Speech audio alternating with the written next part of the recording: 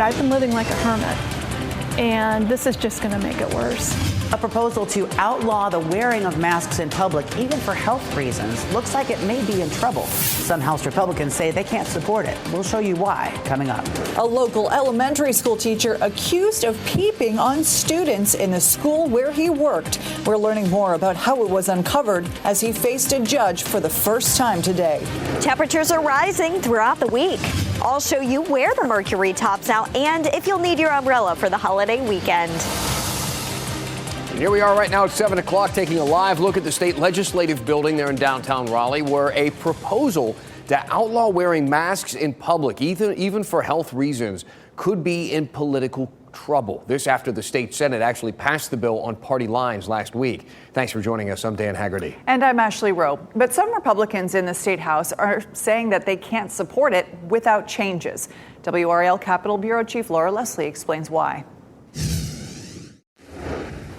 When Senate lawmakers passed the mask ban, they said they were targeting criminals and protesters. But as written, it also applies to medically fragile people who need masks. And lawmakers are hearing about that. Representative Erin Perret has heard a lot about the ban from worried, confused constituents. She said she and some other House Republicans will not support the bill as it's written unless the health exception is put back into place. It's appropriate to provide clarity to the public, law-abiding citizens, that their freedom and their rights to be able to wear a mask to protect themselves should stay in the law. Evelyn Hawthorne couldn't agree more. She has multiple myeloma, a type of cancer, and her immune system is very weak. She wears a mask in crowded places on her doctor's orders. I don't want to break the law, but I have to. I have to follow what my doctor says. She's kept me alive. Bill supporters say police wouldn't bother people wearing masks for health reasons, but it would still be technically illegal. Hawthorne says she already gets nasty looks and comments for wearing her mask sometimes. She thinks the ban would make that worse. And it's not fair. I didn't do anything wrong. Neither did any of the other cancer patients or immunocompromised patients. It's rather disappointing, to be frank. Dr. Cameron Wolfe treats cancer and transplant patients at Duke. He says the evidence is very clear that wearing masks helps them, and he doesn't plan to stop recommending it. Even if this moves forward, I can't move away from saying stuff that's, to me, scientifically accurate in front of the patients who I'm looking after. And that will be to continue to get them to do what's best and safe for themselves. Laura Leslie, WRAL News, Raleigh. What a scene this was today. Crews working to restore power in part of Orange County. This after a tree fell onto a car and some power lines. Sky 5 over that scene as crews were working to get the things fixed there. The WR Breaking News Tracker was on the ground, gives you another vantage point. There were people inside the car when that tree came down. Their conditions have not been released. This happened on Lawrence Road between US 70 and US 70 Business near the Okanochee Golf Club. The tree also took down some power lines, as we mentioned, and some stoplights in the area. The tree has been moved off the road. Investigators are trying to figure out what happened before someone showed up to the hospital with a gunshot wound in Durham today. This is a look from Sky 5. Investigators believe the victim was shot near the intersection of East Lawson Street and Wabash Street.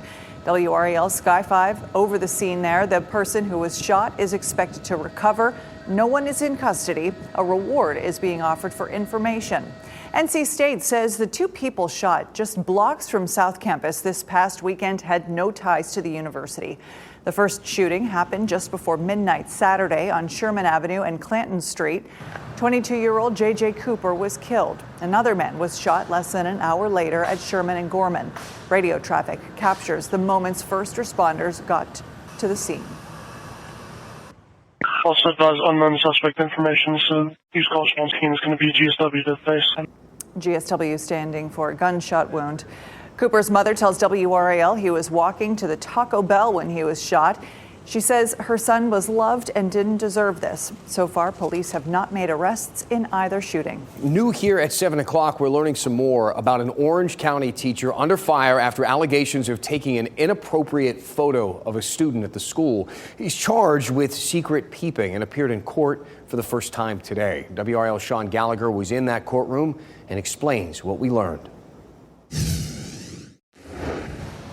Robert Herman has worked at 2 different elementary schools in Orange County over the last 6 years. He voluntarily resigned from one in 2021, and now nearly 3 years later, he's on a paid suspension from a different school for allegedly taking an inappropriate photo of a student on school grounds. You still think that you'll be able to teach after this? 46-year-old Robert Herman was quiet after his hearing in Orange County on a felony peeping charge after allegedly taking a photo under the clothes of an Eflin Cheeks Elementary School student. He only answered one of my questions after the hearing. Do you feel like this ends your career as a teacher? No. An incident report filed by the Orange County Sheriff says a concerned citizen prompted the investigation. The report says the photo was allegedly taken here at Eflin Cheeks Elementary. Herman was taken into custody by sheriff's deputies on the school grounds Friday. Herman took a job at this elementary school last August, but it's not his first with the district. From 2018 to 2021, Herman taught 3rd grade here at nearby Pathways Elementary School. The district tells me he voluntarily resigned in 2021 and did not provide any other information. The one felony he faces carries up to 24 months in prison if he's found guilty. Robert Herman's due back in court here next month. In Hillsborough, Sean Gallagher, WRAL News. Herman also told the court that he plans to hire his own attorney. He was released without any bond. The mother of a missing North Carolina girl pleaded guilty today for not reporting her 11-year-old daughter's disappearance. Diana Kojikari, who originally is from Moldova, is not a U.S. citizen and will likely be deported once she is released. She's been in jail since December of 2022, about a month after her daughter, Madalena, was last seen while getting off the school bus here just outside Charlotte. This is the last video of her. Madalena has still not been found. Her stepfather is also charged in the girl's disappearance. The computer systems at North Carolina driver's license offices are back online after they went down for a few hours today. The outages were statewide, according to a DMV spokesman. This lasted a few hours this afternoon. Now, just this month, we reported the agency had delays issuing driver's licenses and IDs, blaming a third-party contractor. The spokesman said a new vendor starts this month to help with the backlog in distributing tens of thousands of IDs. Dozens of teachers and employees walked out of a Durham schools meeting this evening expressing frustration over failed efforts to form a union. Employees affiliated with Durham Association of Educators accuses the school board of union busting. New tonight at 7, WRAL's Aaron Thomas is live in Durham following these developments and their call to action, Aaron. Yeah, Ashley, so here's the deal. So the Durham Association of Educators, or DAE, they say that they've laid out all the guidelines to be formally recognized as a union, but they say that they've hit a gridlock. They're having a hard time convincing some of the board members inside the boardroom at this moment. They're having a hard time getting them on board and moving forward. Now, let's actually show you some of the video from this evening. Members of DAE actually started off with a news conference in front of the central office building. Members say that efforts to be recognized as a union by Durham Public Schools, they have stalled out over the past 3 months. Keep in mind the state of North Carolina does not allow public employees to participate in collective bargaining. Employees with DAE say that a meet and confer policy from the district is a way to get around these laws in place. They later took their demands inside the school board meeting before committee members, and I also asked DAE President Simone Cadu why members decided to leave before any formal discussion could take place. Our people cannot sit through another meeting where district administration disparages our organization and we don't answer this question of whether or not the district is going to recognize our union. Now, the goal of Durham Association of Educators is to have this meet and confer policy approved either before or on this upcoming Thursday. We actually plan to hear from the board chair of Durham Public Schools in a bit. That'll be a new information coming up at 10 on Fox 50. Ashley? All right, Aaron Thomas, thank you. Right now, people in Wake County are sharing how they want some money in next year's budget to be spent, many asking for fully funded Wake County public schools. Education already makes up more than 50% of the entire budget. That's the biggest chunk of where your tax dollars go. At an earlier public hearing today, parents, teachers, and a school board member stepped up to the podium to make that request. And right now, the county's proposed budget gives the school system $49 million more dollars than it was getting last year. But that's $14 million short of what the school system is asking for. Much of that would go toward pay raises in schools. I believe in our education system, and the Wake County school system needs help. We need to pay our teachers a living wage. The people who educate our students each day should be paid livable, comparable wages to those of county workers, and we can't get there if the current request isn't funded. The county's budget puts a priority on responding to growth. It adds significant funding for public safety, child welfare, and behavioral health services. We also heard from several people urging commissioners for funding to expand the Green Road Community Library in Raleigh. This was such a bizarre story to wake up to on Saturday morning. You heard it. Bimbe Festival organizers still trying to get to the bottom of the Monica debacle in Durham. What the Bull City's mayor is doing to figure out exactly what went wrong. That's coming up next. Plus, a man who was injured in a fire at the Sir Walter apartment building 3 weeks ago has now died. Coming up, I talked to one of his closest friends. And it was a picture-perfect start to the week. Comfortable temperatures, low humidity, no rain. I wish I could say this was going to last into the holiday weekend, but we've got changes, and I'll break those down coming up.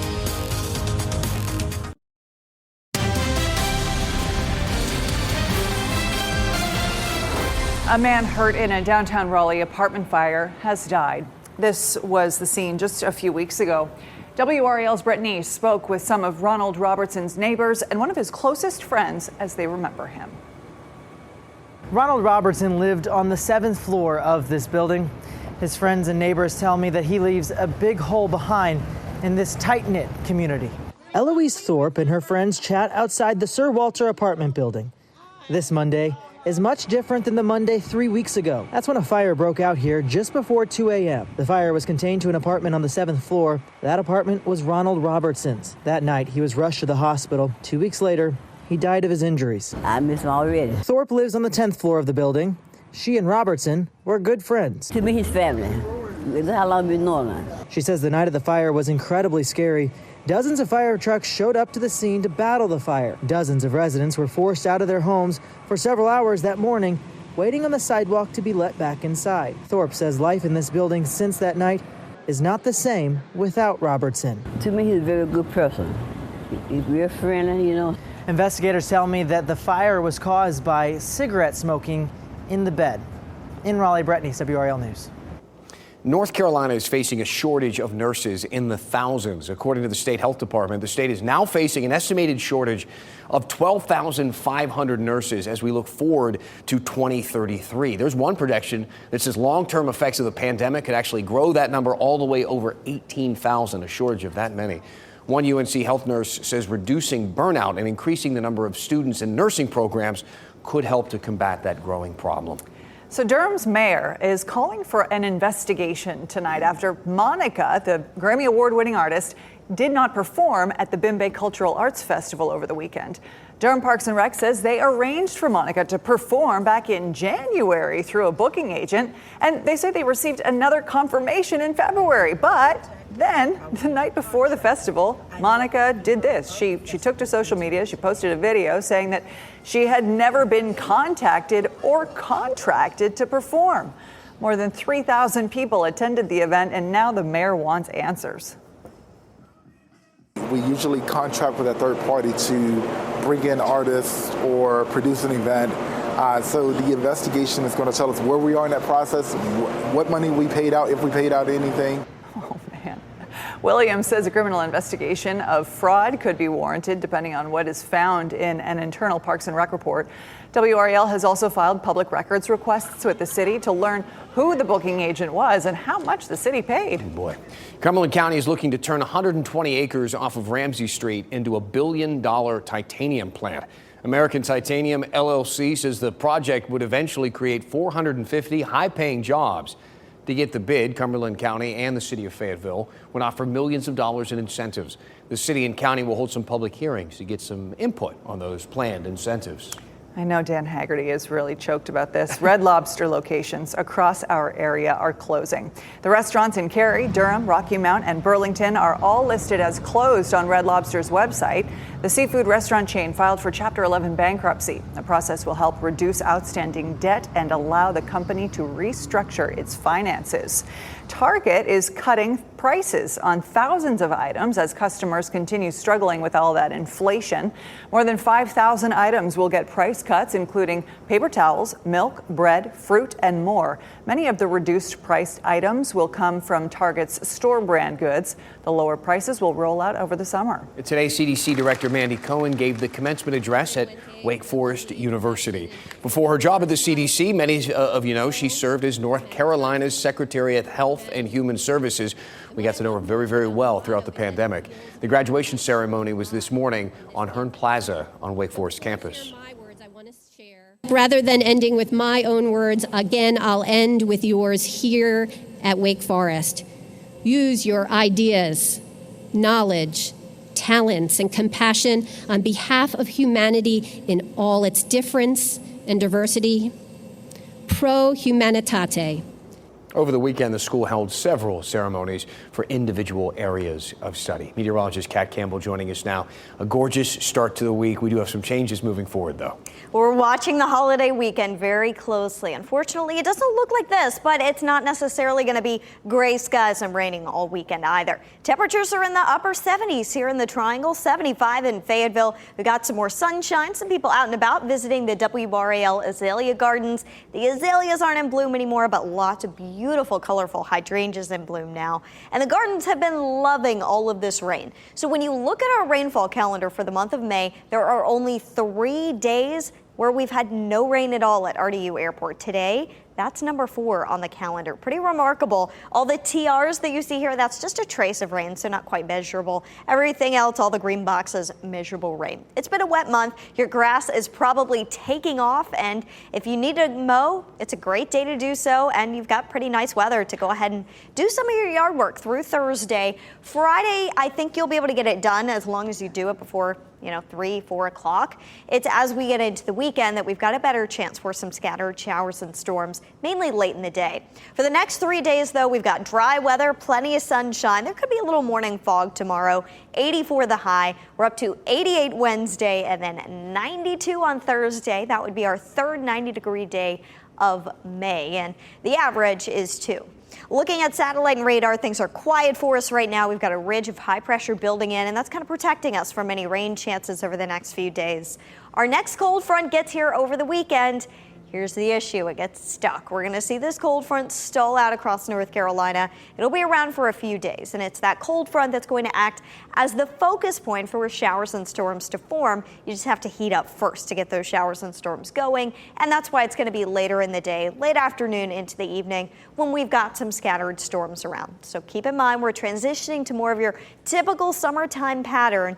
It's not going to be a washout. No day does it look like it's going to rain all day. And actually, I think we're going to see a little bit more sunshine this weekend as well. So scattered storms late in the day. The earlier you can get your plans in, the better chance you have of your outdoor plans being dry. But make sure you've got the WRAL weather app on hand this weekend, especially if you're going to be out on a lake, on a boat, or even at the beach. You can check in on the radar and get a good idea of any showers or storms that are headed your way. And we'll get a better idea of more specifics in terms of the timing as we get into Wednesday and Thursday. That's when we can start breaking down some of those hour-by-hour rain chances numbers. For now, enjoy the sunshine and our little stretch of dry weather that we have during the week. I wish I could just flip around this 7-day forecast and move all the rain chances to the weekdays and then make sure the weekend was dry. But we'll be on top of it. We'll watch it for you. High temperatures this weekend will be in the mid to upper 80s. And we've got a jump in humidity coming for the weekend. That's going to start Thursday as we climb back in the 90s. Okay, hot and humid coming back. Thank you, Kat.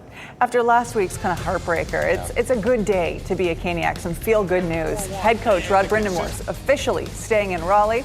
Plus, some fans are leaving their mark on the ice, celebrating an epic run this season.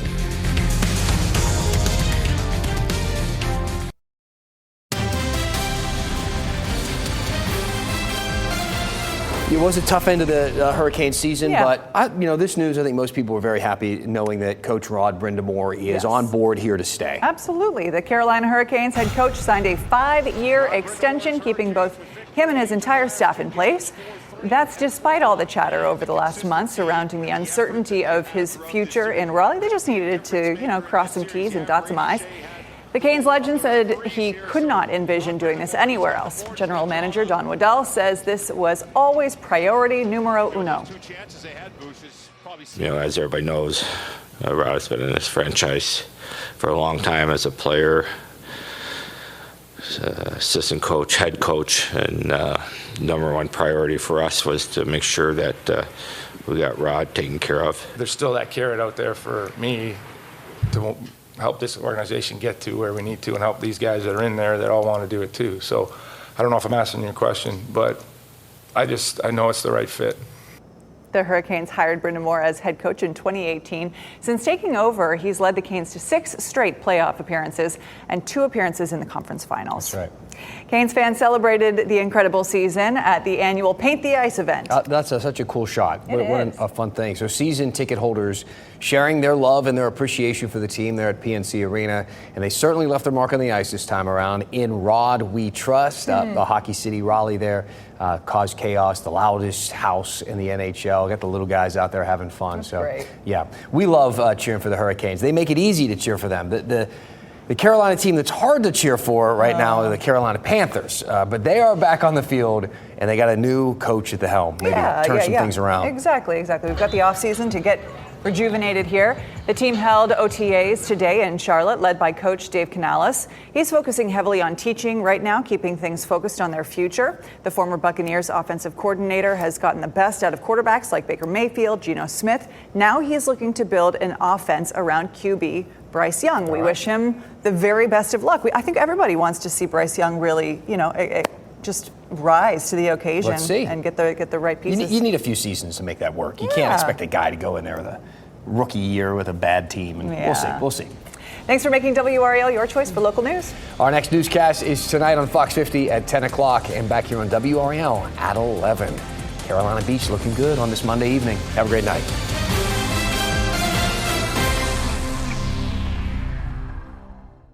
Keep watching WRAL News over the air Channel 34 and Spectrum Channel 1257.